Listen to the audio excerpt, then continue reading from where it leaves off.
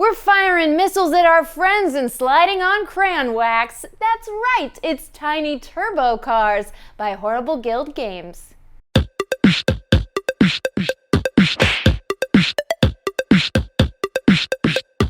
Setup begins with the racing track boards. Place the starting grid board on the left side of the playing area, then shuffle the 4 standard track boards and randomly draw and connect 3 of those boards to the right of the starting grid, ensuring the red sides and the blue sides are aligned.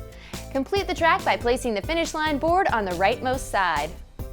Next, players each choose a race car card, beginning with the youngest player and proceeding clockwise. Each race car card has a very cool ability and a cool name and art. It's cool, it's all cool. Then, in reverse order, beginning with the person who selected a race car last, each player places the corresponding car token on an empty space of the starting grid. Each player also takes 3 battery tokens and places them face up above their race car along with a single remote controller. These batteries are race cars' life points. If they run out of battery, they die. It's very sad. It's like that train in Thomas the Tank Engine that they put on the side and he just watches all the other train cars go by. Arrange the smile tokens in order of cheerfulness and create a stack equal to the number of players in the game, with the happiest smile on top and the saddest on bottom, regardless of player count. Finally, create a supply of energy shield tokens and the slippery token nearby. Gameplay occurs in rounds, each divided into 3 phases: programming, racing, and end of round. First, in the programming phase, players will arrange the order of operations on their remote control, hoping to create the best sequence of actions to move their race car along the track. The programming phase begins with each player first resetting the controls by flipping the remote face down in their hands and randomly shuffling the commands for about 5 seconds, then passing the controller face down to the player on their left. If you're to the left of me, you're in trouble. I'm gonna shuffle it up real good. Once all players have received a new controller and are ready, everyone will simultaneously flip their controller face up and program their actions for the round by moving the tiles around the grid. More on this process in a sec. When a player feels their action choices are set, they call aloud, "Finished!" Or if you're me, just yell, "Hey pit crew, get over here! I want some snacks." Anyway, they take the topmost smile token from their pile, placing it on their controller. As players complete their selection and take tokens, there will eventually be only 1 player left. They then have 10 seconds, counted annoyingly by the other players, to complete their programming, after which they take the saddest smile token. The token order determines the resolution of actions during the racing phase. Okay, let's look at the programming options. When arranging the actions, only the 2nd and 3rd rows of the puzzle on the controller will be used to run the program.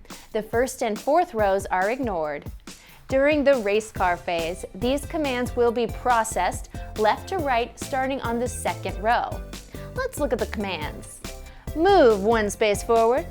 Move 1 space backward. Move 2 spaces forward. Move 1 or 2 spaces diagonally left or right.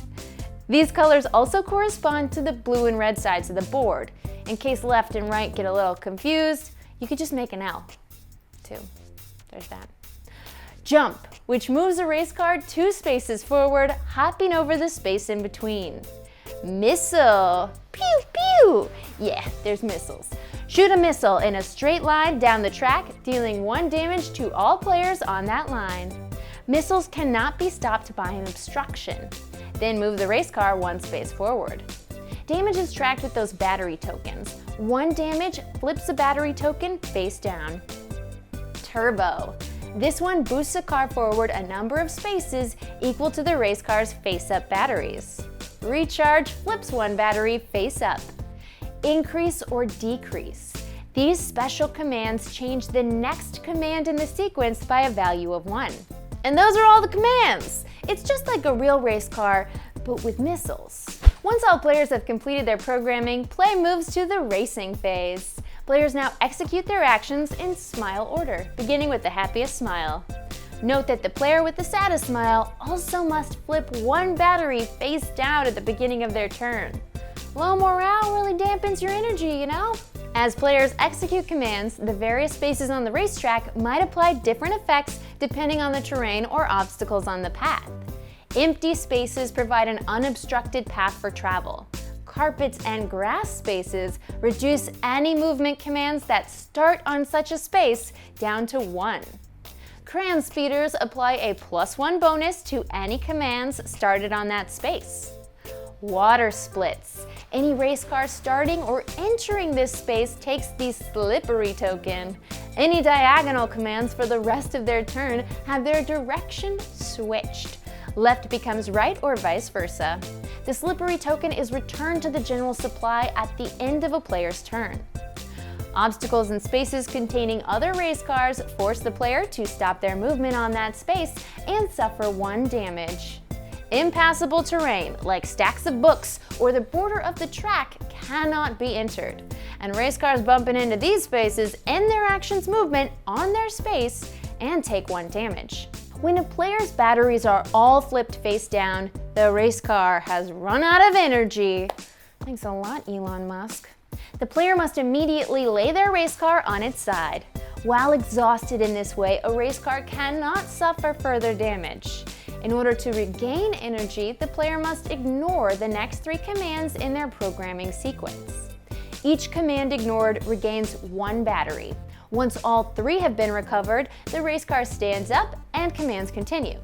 These 3 recovery command skips might roll over into the next round. Finally, in the end of round phase, if any car has passed the finish line, the game is over and that player wins. But if no race cars have made it yet, prepare for a new round by returning all smile tokens to the token pile. Next, award energy shields. Each player checks their position on the track, and for every standing race car ahead of them, they gain 1 energy shield token. These special tokens are spent to prevent 1 damage on the next turn.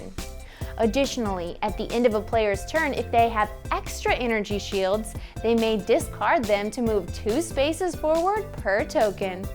After that, all energy shields are discarded. They only last a maximum of 1 round. And that's the rules of tiny turbo cars. When a player has passed the finish line at the end of a round, they win the game. If 2 or more race cars are past the line, the furthest car wins. And if 2 or more cars are the same distance past the line, the player with the happiest smile token is the winner. I'm Becca Scott, and my smile token's usually pretty happy. This is Good Time Society, and you have been such a great game learner. Wonderful job. Be sure to watch me and my friends play this game and other awesome games on Game Played right here on our YouTube channel, and you can find us live on Twitch on Saturdays. All right, we'll see you next time.